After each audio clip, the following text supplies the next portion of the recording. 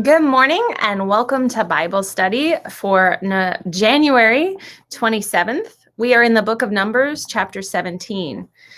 So last week we just got through a portion of Numbers where the Israelite community had been grumbling and unhappy, and they had blamed Moses and Aaron for their own problems when they failed to go into the promised land, when they failed to obey God, and then they went into the promised land without God's blessing, and then God allowed them to be defeated.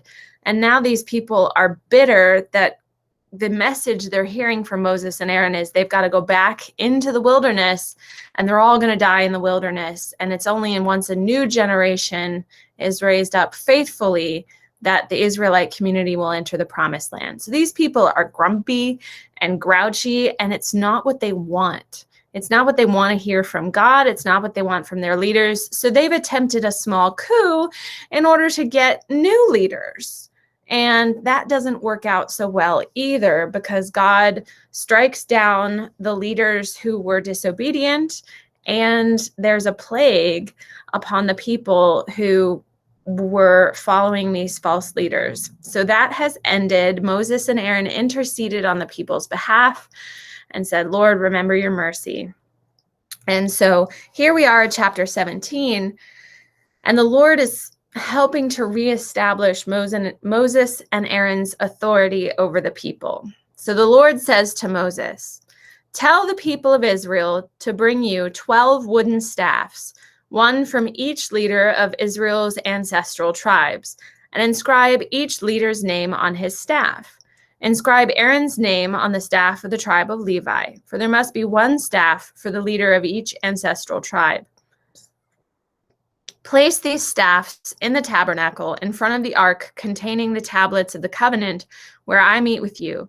Buds will sprout out on the staff belonging to the man that I choose. Then I will finally put an end to the people's murmuring and complaining against you. I forgot something that I was going to show you. Hold on one second. All right, so this is the Ark of the Covenant in very small scale form.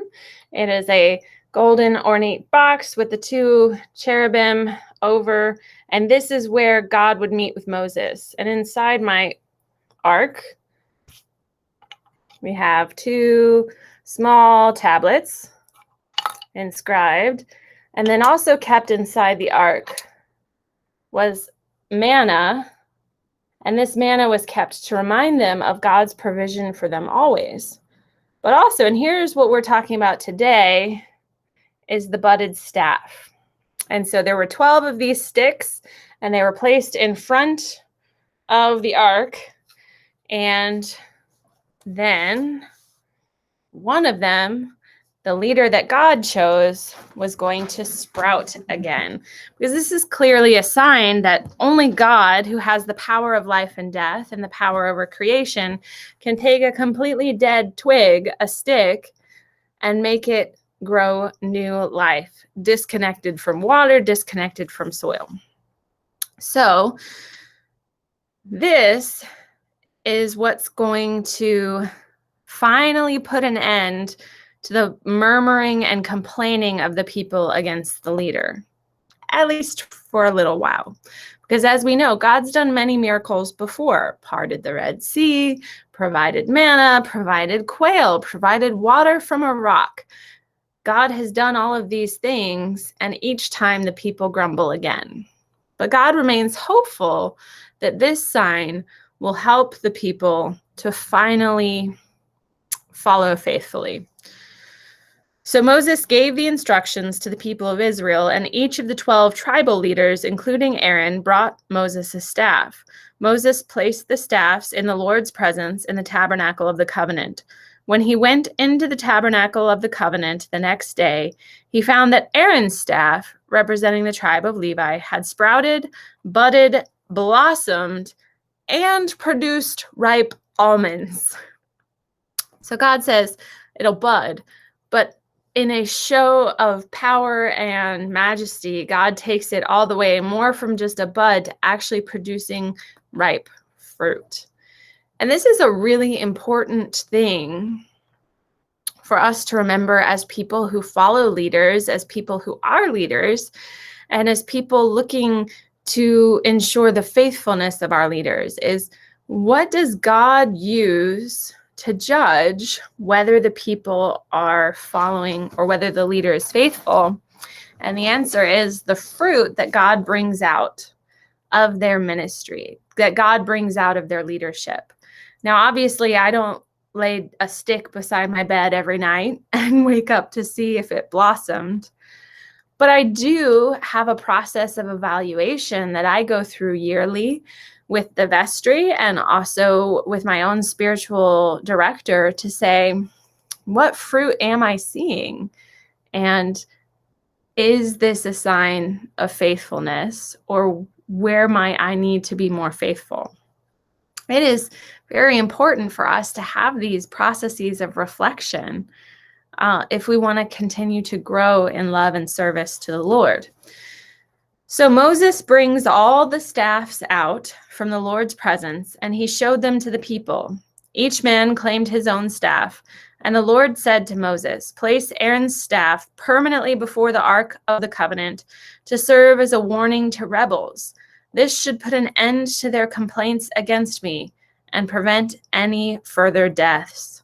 So Moses did just as the Lord commanded him. So again, the Ark of the Covenant was where the covenant was kept, and the manna. And now God was saying this staff, rather than being placed inside it, was going to be put before it, so that everyone would remember and know that Aaron was the rightful leader. I keep it inside, though, because that way it doesn't get lost, because it's a relatively small piece. But this is an important mark, continuing to show God works through chosen leaders, and God equips those leaders. And sometimes, though, fruit does not equal success. Because what has just happened that's caused this rebellion is that the Israelites didn't go into the promised land, and then they did when they weren't supposed to, and then they got slaughtered. It's not just about things you can measure as being successful. It is about faithfulness in service to the God's call and God's leadership. And so Moses and Aaron were very faithful, even though they weren't successful as we would define it today. And that, in fact, was what the people were angry about. They wanted success, they wanted victory, and they wanted a new flourishing homeland. And instead, they got another 40 years of waiting. But God says, listen, faithfulness and fruitfulness over time is what I value. So what happens next? You'd think all the people are going to be ready to say, we're sorry, our bad, we're going to follow Aaron. Well, in verse 12, the people of Israel said to Moses, "Look, we are doomed. We are dead. We are ruined. Everyone who even comes close to the tabernacle of the Lord dies. Are we all doomed to die?" Catastrophizing much. But they're not wrong. 144,000 people have just died. No, not 144,000. Sorry. I added an extra number. 14,700 people have just died in their community. But that's not everyone. And again, this is a community of, they had 600,000 fighting men. So this is a community of 1.5 million. This is far from everyone. This is some. But they're thinking, well, we didn't trust God, we didn't listen, and now we're going to die. So the Lord says to Aaron, "You, your sons, and your relatives from the tribe of Levi will be held responsible for any offenses related to the sanctuary. But you and your sons alone will be held responsible for violations connected with the priesthood. So God begins to delineate who is held accountable, who is held responsible for what has been done and left undone. So the tribe of Levi is held accountable for sins against the temple, and then Aaron and his sons, who are the priests, are held accountable for sins against the priesthood. Verse 2, bring your relatives to the tribe of Levi, your ancestral tribe, to assist you and your sons as you perform the sacred duties in front of the tabernacle of the covenant. But as the Levites go about all their assigned duties at the tabernacle, they must be careful not to go near any of the sacred objects or the altar. If they do, both you and they will die. So God introduces something new here. Up until this point, anyone who approached the holy objects who wasn't supposed to would die. And now God is developing leadership, developing servant leadership that says, where you go, I go. And so now Aaron and the priests are held accountable, and they too will die if they allow people under their care to engage in activities that risk their death. God is developing this type of community oversight and leadership that says, you're responsible for the people that you lead astray, or you're responsible for the people who you're supposed to be watching over and guiding and don't. That would be some lovely servant leadership on a biblical level that I would love to see happen at every level of leadership, that we take accountability not only for ourselves, but for the people that we are leading. So moving forward, verse 4, the Levites must join you in fulfilling their responsibilities for the care and maintenance of the tabernacle, but no unauthorized person may assist you. Just because there's more work to do doesn't mean you just bring anybody who volunteers. There are people who are equipped to do the work, and use those people. Verse 5, you yourself must perform the sacred duties in the sanctuary and at the altar. If you follow these instructions, the Lord's anger will never again blaze against the people of Israel. I myself have chosen your fellow Levites from among the Israelites to be your special assistants. They are a gift to you, dedicated to the Lord for service in the tabernacle. But you and your sons, the priests, must personally handle all the priestly rituals associated with the altar and with everything behind the inner curtain. I am giving you the priesthood as your special privilege of service. Any unauthorized person who comes too near the sanctuary will be put to death.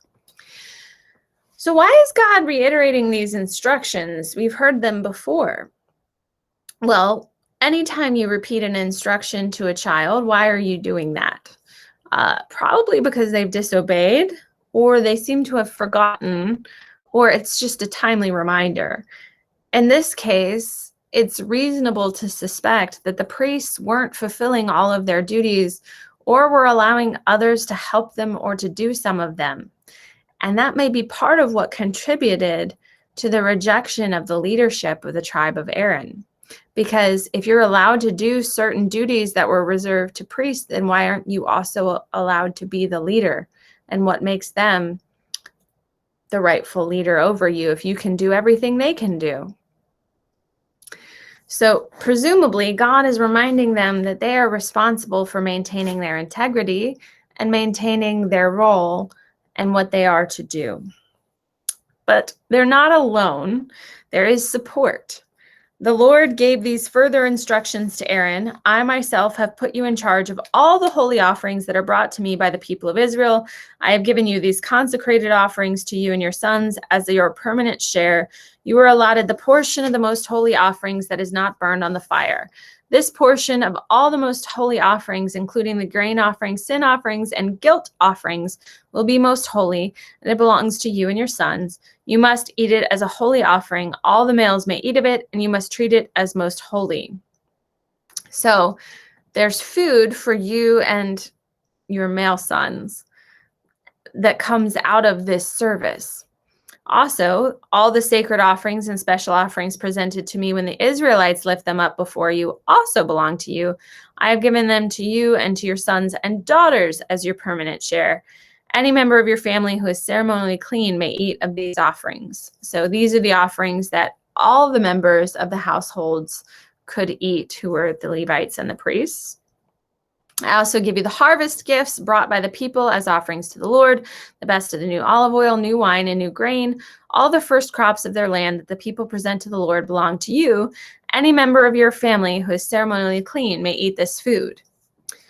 So if you, as a religious leader, are doing your job and ensuring that the people's sacrifices are offered and kept, you will have food for you, you'll have food for your family, and you will have crops and all of the things you will need to make your life and your household function just with the work done in the temple.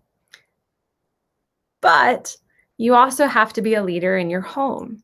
You need to be making sure that your family is following the law and is remaining clean so that they may be partake and be provided for as well. So it's not enough to just be doing your job at the temple. You also have to lead your household in a godly way at home. As Christians, and particularly in the evangelical church, there have been a large number of moral failures that have been broadcast, pastors who've cheated on their wives, divorce, abuse, scandals, all kinds of things that show that although they may have been good at doing their job at the church and keeping up a pleasant facade, they were not taking care of their home in a godly way.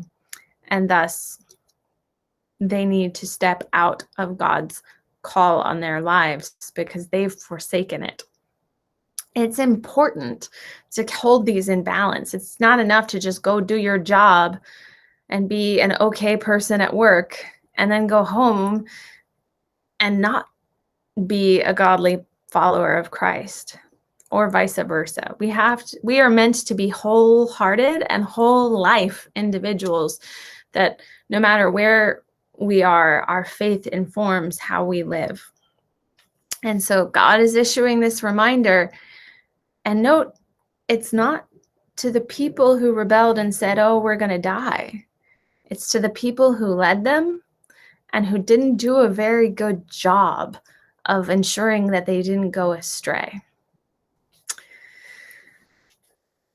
So verse 14, everything in Israel that is specially set apart from the Lord also belongs to you. The firstborn of every mother, whether human or animal, that is offered to the Lord will be yours.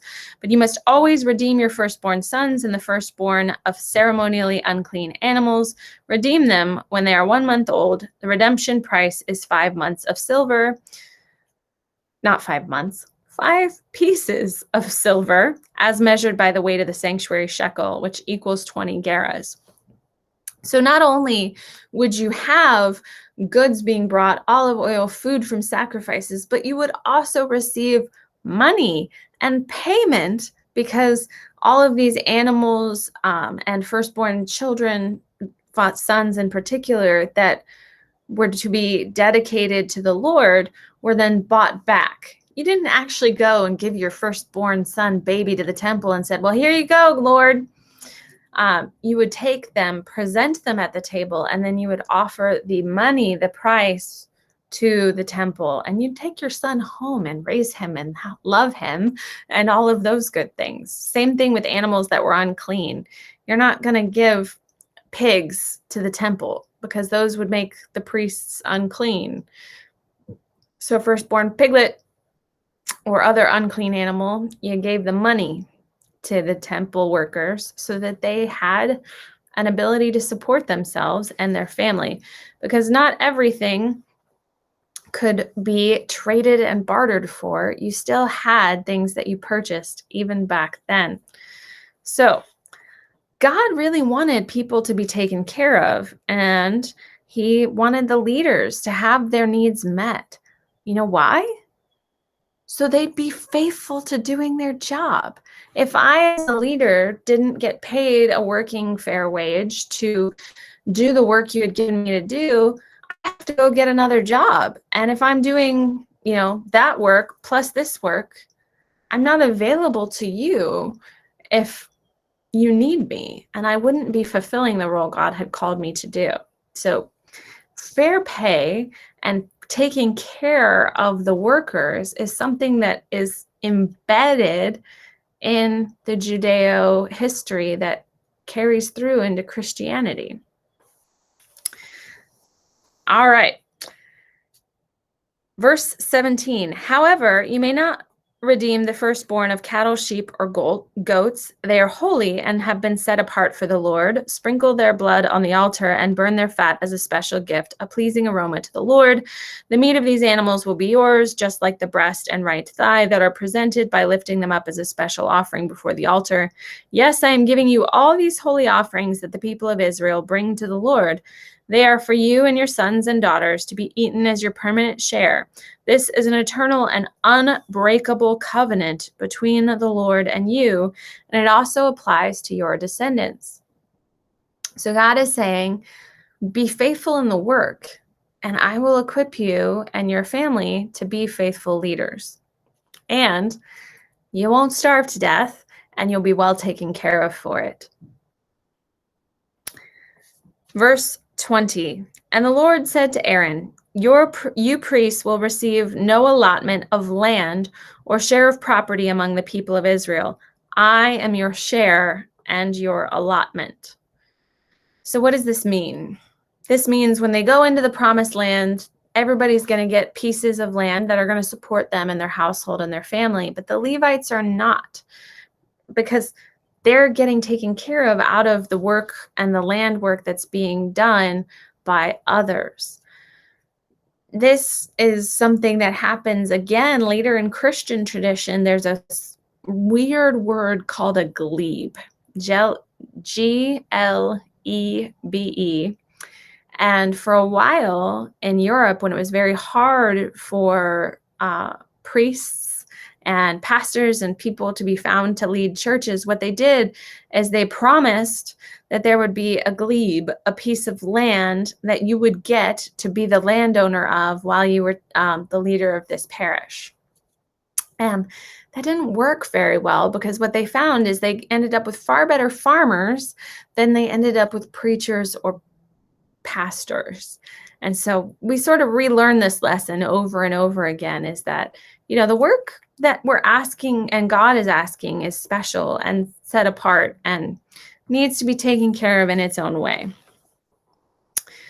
As for Levi, the tribe of Levi, your relatives, I will compensate them for their service in the tabernacle. Instead of an allotment of land, I will give them the tithes from the entire land of Israel. From now on, no Israelites except priests or Levites may approach the tabernacle. If they come too near, they will be judged guilty and will die. So from now on implies a change in practice. Even though there had already been a warning not to let people approach the holiest of holies, God is extending that warning out to include the tabernacle itself. As the people have gotten uppity, to lack a better way of saying, and see themselves as equals. And so now there's a visual border and a distinction being put in place. Only the Levites may serve at the tabernacle, and they will be held responsible for any offenses against it. This is a permanent law for you to be observed from generation to generation. The Levites will receive no allotment of land among the Israelites, because I have given them the Israelites' tithes, which have been presented as sacred offerings to the Lord. This will be the Levites' share. This is why I said they would receive no allotment of land among the Israelites. So now we see a further delineation where the priests are in charge of the holiest of holy areas, and now the Levites in general are in charge of the entire tabernacle, and the Levites are held accountable if, your regular person decides to come up and, I just want to go on a tour today. They're held accountable for not seeing and watching out for that person and saying, you can't go any further. All right, what happens next? The Lord gives more instructions to the Levites. When you receive from the people of Israel the tithes I have assigned as your allotment, give a tenth of the tithes you receive, a tithe of the tithe, to the Lord as a sacred offering. The Lord will consider this offering to be your harvest offering, as though it were the first grain from your own threshing floor of wine or from your own winepress. You must present 1/10 of the tithe received from the Israelites as a sacred offering to the Lord. This is the Lord's portion, and you must present it to Aaron the priest. Be sure to give the Lord the best portion of the gifts given to you. So the people who are tithed to still tithe? Yes. That's one of the things that I make part of my spiritual discipline, is that I tithe, and I tithe back to the church. So essentially, you get me at a 10% discount, because when my paycheck comes in, I write that check right back to the church and give that back. But also, we as a church give out of what we get, and we give it to the diocese, and the diocese then gives off of that to the national church, and they give out of that to various missionaries and missions and all kinds of things. It is important for us to maintain that discipline of giving out of what we get, lest we become entitled and think, well, this is just mine to do with whatever I want. No, all of us are acting as stewards of the Lord's work in a greater sphere. So this is from the beginning laid out again. Also, give these instructions to the Levites. When you present the best part as your offering, it will be considered as though it came from your own threshing floor or winepress. You Levites and your families may eat this food anywhere you wish, for it is your compensation for serving in the tabernacle. You will not be considered guilty for accepting the Lord's tithes if you give the best portion to the priests. But be careful not to treat the holy gifts of the people of Israel as though they were common. If you do, you will die. So what does this mean? Kind of like if I decided to take the chalice home in my backpack and use it as my water glass. Or let's say you all brought in some canned food donations to the food pantry, and I decided, I think I need some vegetables this week. I'm going to grab those green beans because that sounds good to me. Taking things and just saying, mine now, without acknowledging that they actually belong to the Lord, is what this scripture is talking about. So, I am careful that if I have the host or if I have wine that I'm going to make a visit, that I don't leave Jesus hanging out in my car in the heat. Try to make sure I don't leave those little packets lying around, that they're taken care of according to honor and dignity. And also, I take care to be a good steward of what I receive financially from you all. I don't, just tuck it in a desk drawer somewhere. No, it goes in the drop safe, and we ensure it's accounted for properly. Again, allowing things to become commonplace means you stop recognizing that they are special and that they are a gift. And I think that all of us would do well to look around our lives and our homes and to look at things and go, what do I have that is truly remarkably a gift from God? Because you have more than you think. So we've finished up this sort of talking about delineation of who's who and who's responsible for whom. And now we're going to talk about purification, because we've just had this big snafu and people are concerned and they're feeling cut off from God and like they're going to die.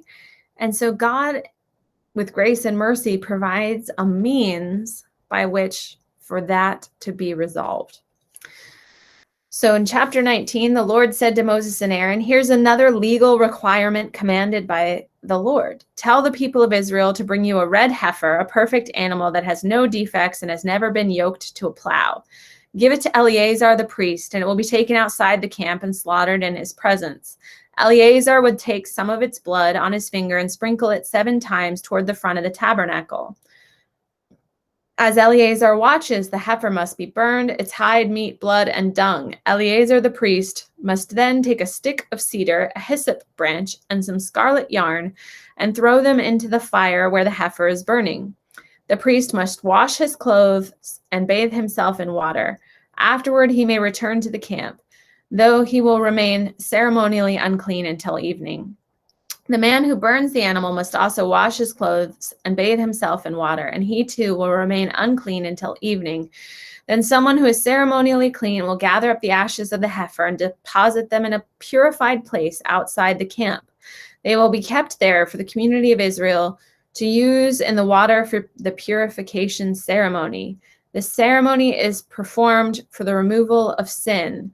The man who gathers up the ashes of the heifer must also wash his clothes, and he will remain ceremonially unclean until evening.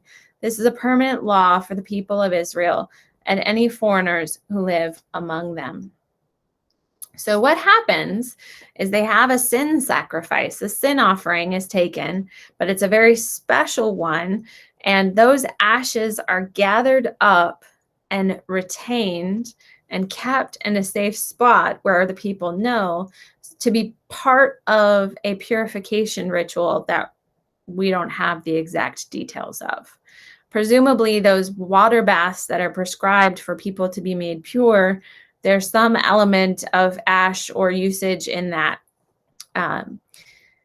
But we, as a Christian community, also use ashes to remind us of our own mortality and our own death one day, that we might live new life in Christ. And this is kind of the same in the sense that this is a symbol for the people of God that, yes, my sin was paid for, taken care of, and I am renewing my commitment to be a part of the body of people that follow our God. So God doesn't change. Old Testament, New Testament, God doesn't change. The people grow and develop into a differing relationship as they go throughout history and time. Verse 11, all who touch a dead human body will be ceremonially unclean for 7 days. They must purify themselves on the 3rd and 7th day with the water of purification. Then they will be purified. But if they do not do this on the 3rd and 7th day, they will continue to be unclean after the 7th day. All those who touch a dead body and do not purify themselves in the proper way defile the Lord's tabernacle, and they will be cut off from the community of Israel. Since the water of purification was not sprinkled on them, their defilement continues. We 4 times a year renew our baptismal vows, and we sprinkle water for people in a similar manner to remind people of the promises we made and the grace and state of grace that we live in through the waters of baptism. These waters of purification are important in the rituals of the Israelites to continually reunite them as a community, and they play a similar role as our baptismal covenant and waters do. Verse 14, this is the ritual law that applies when someone dies inside a tent. All those who enter that tent and those who are inside when the death occurred will be ceremonially unclean for 7 days. Any open container in the tent that was not covered with a lid is also defiled. And if someone in an open field touches the corpse of someone who was killed with a sword or who died a natural death, or if someone touches a human bone or grave, that person will be defiled for 7 days. Here we have a pre-modern germ theory process of quarantining, a process of slowing the spread of disease and ensuring that mourning rituals don't endanger other people. If you were part of someone's death and we don't know why they died, well, you got to wait around for 7 days and make sure you don't die too. And then we'll have some rituals and ceremonies and gather you back into the community. To remove the defilement, put some of the ashes from the burnt purification offering in a jar and pour fresh water over them. Then someone who is ceremonially unclean must take a hyssop branch and dip it into the water. The person must sprinkle the water on the tent, on all the furnishings in the tent, and on the people who were in the tent, and also the person who touched a human bone or touched someone who was killed or died naturally or touched a grave. On the 3rd and 7th day, the person who is ceremonially unclean must sprinkle the water on those who are defiled. Then on the 7th day, the people being cleansed must wash their clothes and bathe themselves, and that evening they will be cleansed from their defilement.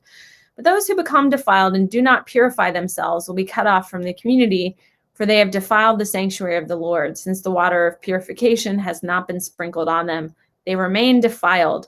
This is a permanent law for the people. Those who sprinkle the water of purification must afterward wash their clothes, and anyone who then touches the water used for purification will remain defiled until evening.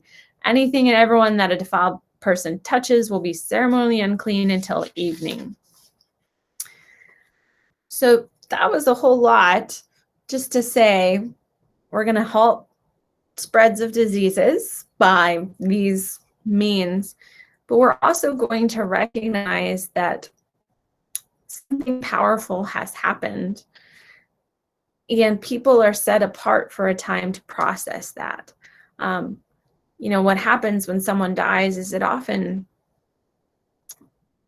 people in their love for the relatives often overwhelm them in terms of the number of phone calls and all of the things that come in on a person who is still processing shock. And this actually creates a buffer in this way for people who are processing death to be just with their intimate household for a time before then being brought back into the wider community. So while these aren't our rituals as Christians, we can still look at them and honor them for a sign of love. Oftentimes people who read the Old Testament, read it, and they just think that God's a big meanie head that made a bunch of rules that don't make any sense. But if we take time to process them, they really do, and they are rules that help. And we don't follow them anymore because we're not Israelites, and we don't live in that part of the world, and we don't have the same cultural understandings and meanings that they do. But that doesn't mean that they were meaningless or unimportant. They were very meaningful and important for the people then, and they're important for many Jews today. So I'm going to stop the recording here and let people have a chance to comment or questions or concerns.